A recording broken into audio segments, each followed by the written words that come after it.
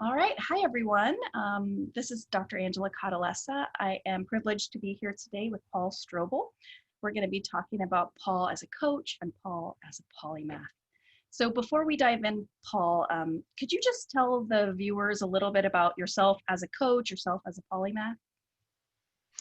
Well, as a polymath, I'd like to begin with that before I talk about my coaching, because most of my life I was a polymath before I got into coaching, obviously. I really struggled early on with kind of deciding a major in college and that sort of thing. And as a polymath, I was good at some different stuff, right? So I kind of listened to the voices around me and guidance counselors and parents and society, and I went off to high-end, big engineering school, uh, and I didn't last even a year. And so I really struggled for a while. There were a few years I really had a lot of difficulty until I learned to really embrace my polymathy and started to do things that really switched me on and stopped worrying about how long I was going to do them, right? Mhm. And so there were some big changes in my life that led me into coaching. And I guess as a coach, what I love about being a coach as a polymath is that there's so many different ways to cut the business. You can work one-on-one with people, you can work in groups, you can work with different types of people. As a business coach, I get to learn about different industries and work with different types of business owners. So I make sure that my learning curve is always integrated into anything that I do. And then there's the delivery, but then there's also the marketing side, right? Mhm. So there's so many different ways to market a business, and then there's all the learning curves there of website development. I'm doing more YouTube things. I'm doing so. It's that, right? It's always finding those areas that are interesting to keep learning. Right. That makes a lot of sense. You've got a lot of tools in your toolkit. So as a coach, you can bring a lot to the table. Absolutely. Yeah. What are the main struggles that polymaths have when you work with them? The main struggles, I think it starts with not embracing that they're learners, right? That they are polymaths, that Mhm. their interests are gonna change. So the first step is really embracing that. And the next part, I think, is more about they're going in too many directions at once. And of course, by going too many directions once, they think there's something wrong with them. So that all plays into self-doubt and other things. But really, it's they're spreading themselves too thin. They're trying to do too many things at once. And of course, if they haven't embraced their polymathy, they're beating themselves up for not being able to find this one passion for the rest of their life, like we're told we should, right? Right. And so that's the main thing. They're usually in a place where they may or may not have a business going, but they know that most jobs that are out there, they don't quite fit in those job descriptions Mhm. for the most part. Some people do and they do it well. Some polymaths do, and then they use that to go after some of their other passions. Mhm. But really they're doing too many things, and they keep switching, and they're frustrated Right. with themselves. They think something's wrong with them. That makes a lot of sense. What are the benefits of being a polymath in your view? I mean, I'm biased obviously, but I think there are huge benefits in being a polymath, and as time goes on, I think the benefits of being a polymath are becoming more and more evident in our society. And what I mean by that is it's the flexibility, the ability to switch and pivot and change. Um, all kinds of companies are realizing, as technology happens more, as we're more globalized, it's important to have more people with a broader skill set to be able to learn new things quicker, right? Right. And so, especially right now with coronavirus happening, I think it's being really evident of who are the people in a particular company who are adapting to these changes and able to go, okay, well, we'll do it this way now, right? Yep. And learn all the tools and learn how to work from a distance, everything that goes into it, and kind of Mhm. redesign their life. And who isn't able to do that, and Mhm. your typical specialist may really struggle with those things. So there's that part, and then there's the other part of bringing new ideas from different disciplines. And of course, as you well know, having studied polymaths, that's really, really important for innovation in all kinds of industries. Usually when you have a room full of specialists, they're not thinking broad enough of different applications of what they're developing. And a polymath in the group can really kind of change course of the whole company. Maybe it might be a whole new area that something that was only applied to one industry could be applied to multiple industries. Absolutely. Yeah. When all you've got is a hammer, everything looks like a nail, right? Absolutely, Yeah. absolutely. But if you got a Swiss Army knife or a Leatherman, then there's a lot more Yeah. things That's to a do, right? great analogy. I love the Swiss Army And knife. and every Swiss Army knife must have a corkscrew. I don't know. This Phillips screwdriver thing, I think, is like the worst thing ever on a Swiss Army knife. Come on, corkscrew. You said something a second ago too. You said redesign their life. And I love that concept that like we can write and rewrite our own stories, that we can be the author of our own lives. Absolutely. I mean, I think the way we're brought up and what most people do is they choose a career and then their life goes around it however their career goes. If they get transferred to Cleveland, they go, okay, family, we're moving to Cleveland because they transferred me to Cleveland and now we're going to have a new life there. And I think it's backwards. I think it's more important to look at the life that you want. Mm-hmm. It could be geographically different, again, biased. Uh, but what's the life you want that allows you to explore when you're not at work, and how can you create a career or create a business that will fit around that? Mm-hmm. And that to me is what I do. I do a lot of work helping people to do that sometimes, um, but it really is you have to know yourself first of the things you really love, right? Yeah. Yeah. Hashtag living your best life. Yeah. Uh, living ha- the dream. hashtag cheesy hashtags. There you go. Cheesy life coaching hashtags, right? Life coaches are all about live your authentic self, and yeah. I But love it. there's truth to it, even though they sound cheesy and overdone. But yes, Agreed. live your best life. Agreed. Agreed. Yeah. Next question. As a life coach, how do you help polymaths who feel stuck? Well, part of that is a little bit what I mentioned earlier. Part of it is just embracing it. Is there's nothing wrong with you. You are a learner. Every next thing that you're excited about pursuing, just add 2 words to the end of it. For now, and it's okay. You know, if Yeah. you do it 3 or 5 years or less, it doesn't matter.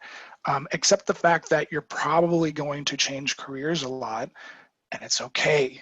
Um, you know, whatever beliefs that you're telling yourself about being typecast and your resume being one thing and then another, and no, the right employers are going to look for people who have different experiences, and Mm-hmm. they're going to value that. If somebody rejects your resume right away because you've done a lot of different things, you don't want to work for them. So, Good point. so that's part of it. I'd say another big part of it is like helping them. Maybe I should start over. We can edit this, right?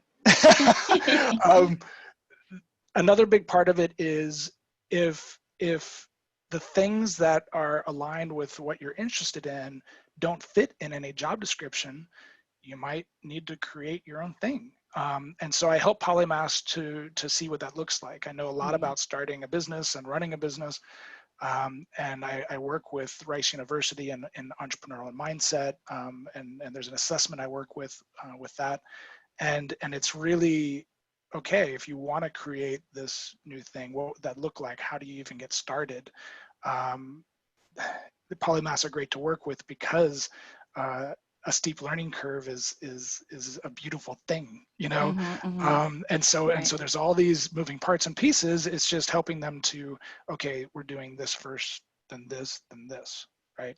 Mm-hmm. um, and then the third thing is when polymaths are going all different directions, I help them to harness their energies going 1 or 2 directions at a time, right? Mm-hmm. Because if you're doing too much at once, nothing quite works or gets traction.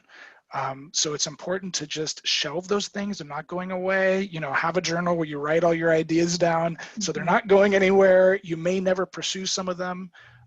You might end up giving away some of those ideas to other people who are working in that area, and they may really value that.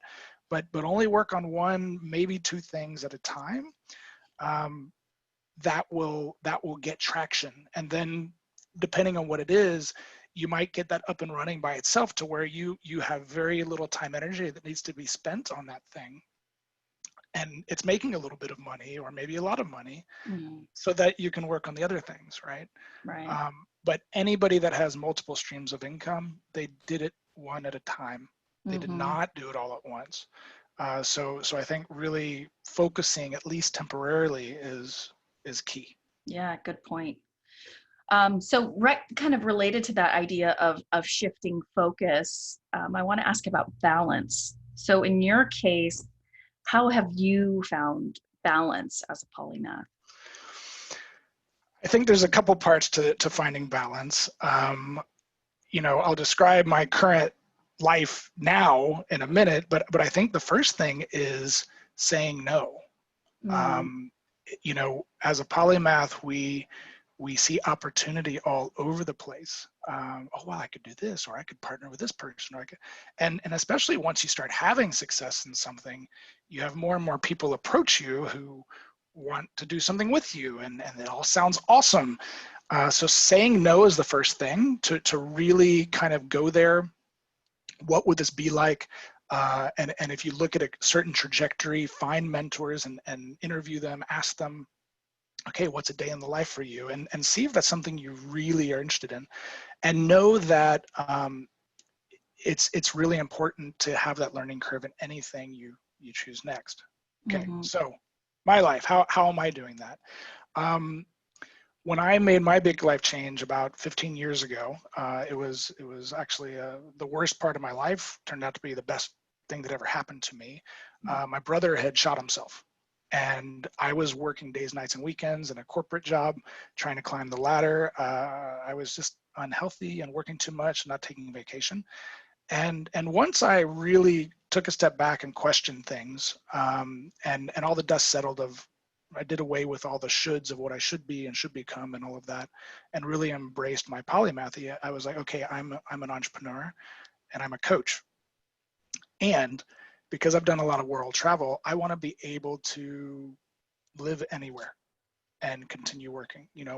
One of my big curiosities is about culture and language and food. I don't want to just go to a restaurant that says, oh, we're a fusion of these things. No, I want to learn from grandma of these traditional ways of cooking of a certain region, right? And how does she do it? And I think a culture, I don't think you can separate food and culture. I think there's something that's really intertwined. So that's one of my big things, probably the most important thing that I really love in my life.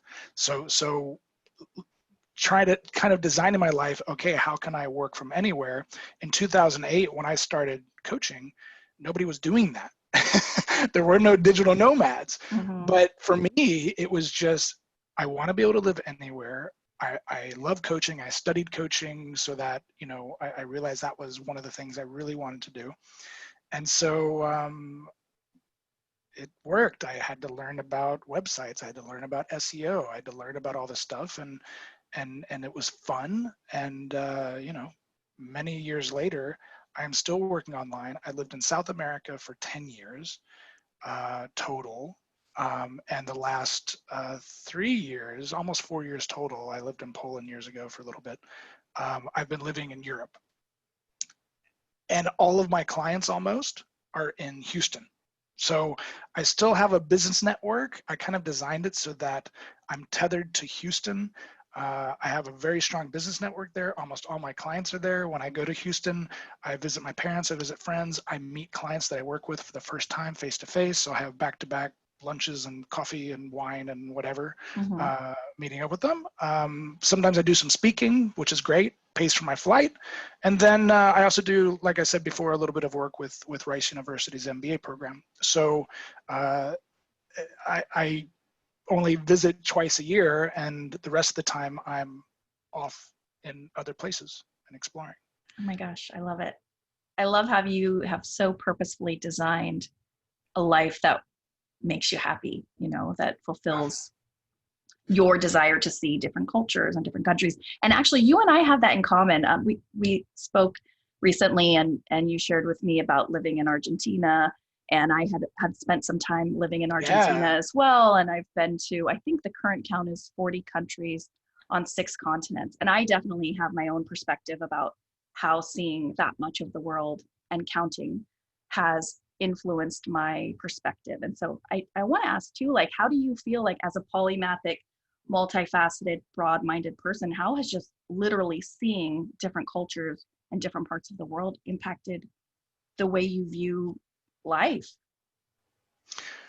That's a great question. I would say, I don't know.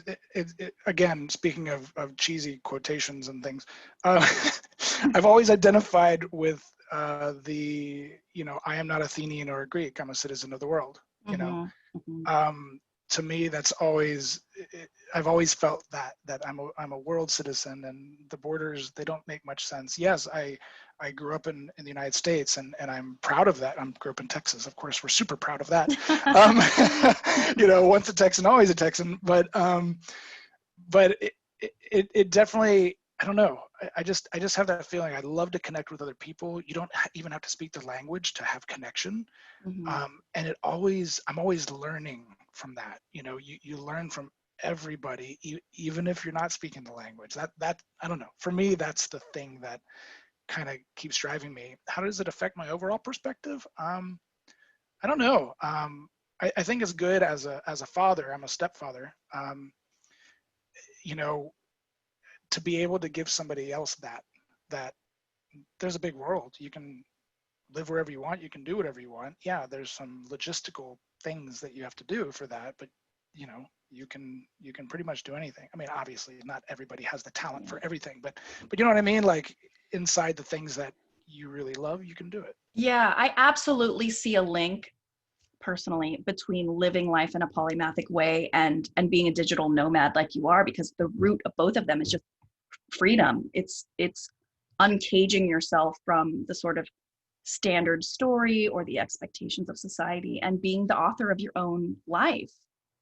And I don't know, I feel like there's not much more that what's more important than really owning your own experience, authoring it and curating it thoughtfully. Yeah, So I think it's awesome that you freed yourself professionally and geographically to, live life on your own terms and thank help you. other people while you're at it.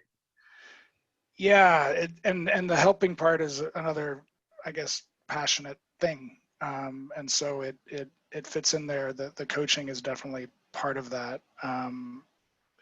When you're able to give somebody a new perspective into themselves, it's awesome. Like, Yeah, it's just, I don't know. It gives me goosebumps. It's it's just a rewarding. really, yeah, it's very, very fulfilling. Um, so yeah, So that's you love me. coaching. Sounds like you really enjoy coaching. And I love it. I guess I was worried early on because it's a lot of focus sometimes, to really, oh yeah. it can be intense. But as my business is growing, and sometimes I'll have 6 or 7 sessions in a day. I finish the day exhausted, Mm-hmm. but every session, it's like, it just gives me so much energy. Mm-hmm. Um, and so I'm exhausted in the best way, you know, Yeah. like when you've had a good productive day, and maybe you had a good workout, and you know every part of your day was really full in ways that you want it to be full, and you're exhausted. And that's how I feel most days these days, is yes, I'm tired, but I get a good night's sleep, and then the next day it starts all over again. Yeah. But yeah, I really love it. It's That's awesome. awesome. Well, Paul, thank you so much for this chat. It was so nice to learn about you as a polymath and you as a coach and a world traveler and a life curator. Anything else you'd like to share before we wrap up? I think that'll do it. Time All to ask right. you a few questions. Sounds good. All right. Well, thanks everyone for watching. Thank you.